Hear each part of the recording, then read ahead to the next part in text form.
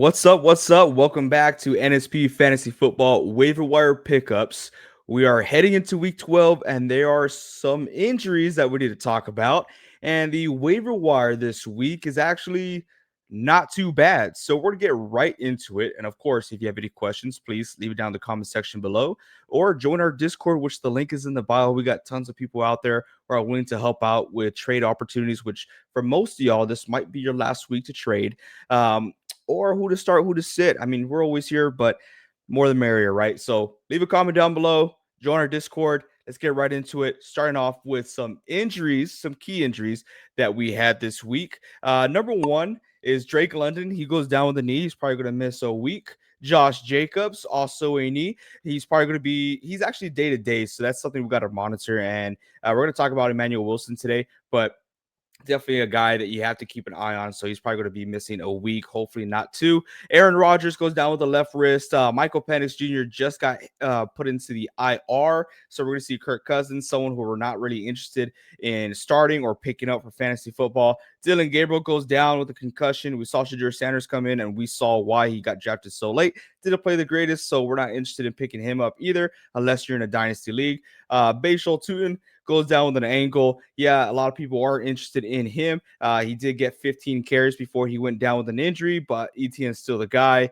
But very low on my priority list. You can pick him up if you need to, especially if you're in a deeper league.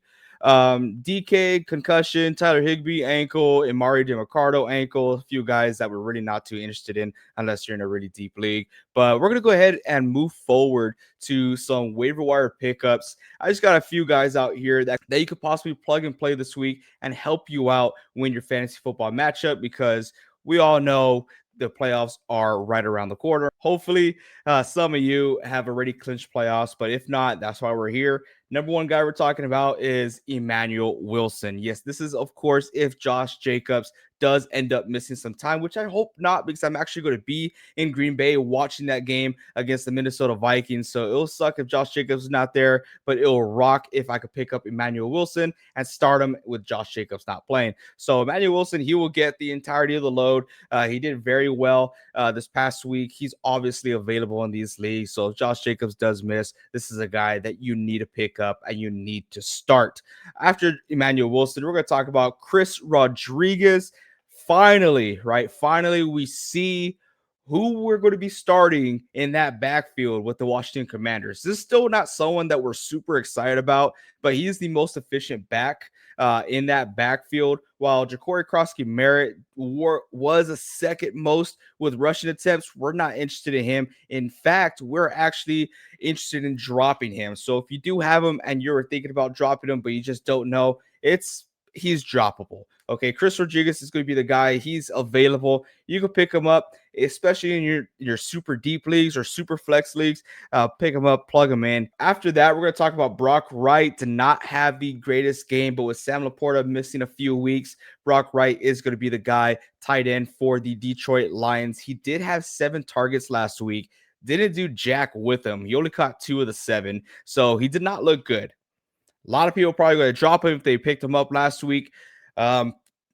But I'm actually pretty excited about this guy, right? Because he had 7 targets. He was tied for the 3rd most targets in that game when you had Amon-Ra St. Brown with 12 or 14, one of the two. Jahmyr Gibbs with 8, and then you had Brock Wright with 7. But unfortunately, he only caught 2 of the 7. Still something to look forward to because what kind of tight end gets that many targets? I'm going to pick him up just in case. After him, we're going to talk about some guy that may or may not be available in your league. He's owned in 62% of leagues, but with the amount of injuries going on with quarterbacks, it's worth to check out to see if he's out there. I'm talking about BCB, baby. Bang, bang, Niner gang. Brock Purdy. He's owned in 62% of leagues. That's in Sleeper League. That guy has not had a fantasy football game under 18 points. Yeah, I check it out. I mean, he only played 3 games, but each of those 3 games were 18 plus points. He's a reliable quarterback, right? So if you're struggling with quarterback, I know I'm a Justin Herbert owner, and he did not have the greatest game. He's coming into a bye week, so we are kind of scared. So it's either between Brock Purdy or starting my backup, which is Jordan Love. And with this upcoming matchup against the Carolina Panthers, I do feel like Brock Purdy could drop some major points this week. So Brock Purdy, go check it out. If he's available, pick him up. It can't hurt you. After Brock Purdy, we're going to continue talking running backs here.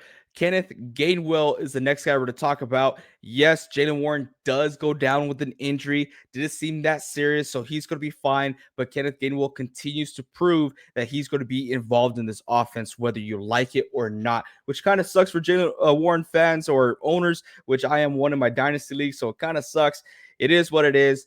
But Kenneth Gainwell, he's low on this list just because he is going to be splitting that backfield with Warren getting the majority of the snaps. Now, if anything does happen to Warren, Kenneth Gainwell is a prize pick to have. After Kenneth Gainwell, we're going to talk about another guy who's only relevant when it comes to injuries. We're going to talk about Michael Wilson, the Arizona Cardinals. He had, what was it, 18 targets? I'm sorry, I don't have the stat book in front of me, but it was an absurd amount of targets, which is absolutely crazy. Yes, there is a lot of injuries when it comes to the wide receiver room. So if we do see Marvin Harrison Jr. down with the injury once again, at the very least, I will say, yeah, go ahead and start Michael Wilson because that many targets is no mistake. And you look back at it, how many times did Marvin Harrison Jr. have that type of production that Michael Wilson had? And yeah, Arizona, they were trying to catch up, so they abandoned the run. It was pass, pass, pass. And I expect them to do that for the remainder of the season.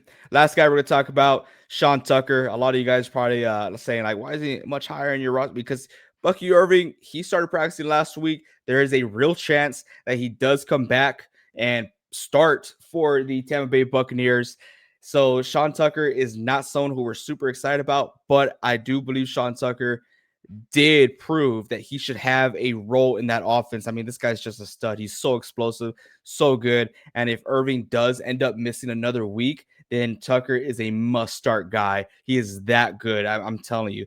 But that's all I got for you guys today. We're going to jump into defenses and who to stream to help you gain the most amount of points this upcoming week. Number one, we're going to talk about is the Seattle Seahawks. They're going to have a great matchup, and these guys are going to rack up some crazy points, as well as my next team, which is the Baltimore Ravens. Those guys should also have a tremendous game, as well as the Cleveland Browns. Although they don't have any offense, their defense is going to throw down and gain some major points. And last, but definitely the best, we're talking bang, bang, Niner gang. As mentioned earlier, the Niners are going up against the Carolina Panthers, and we saw what the Niners did to the Arizona Cardinals last week. And yes, it may not be consistent, but they're on a roll right now with these given teams. 2 weeks ago, they went up against the Rams, which is expected. They have a very good offense. They had a lot of takeaways last week, and I expect the same thing to happen this upcoming week against the Carolina Panthers. That's all I have for y'all today. Like I said, if you have any questions whatsoever, please leave a comment in the comment section down below. We'll get to every single one of them. I do apologize for some of y'all on week 10. I went out on vacation, so I did not get to see those comments. So I do apologize. Give us another chance. Shoot down a comment, or you could join our Discord. The link is in the bio. If you want to talk to someone, not face to face, but in a live reaction, join us tonight here on YouTube as well. On TikTok, we'll be live 7 p.m. Central Time, talking some fantasy football and giving out some advice. Hopefully, we see you guys on the live stream tonight. And until next time, keep on grinding.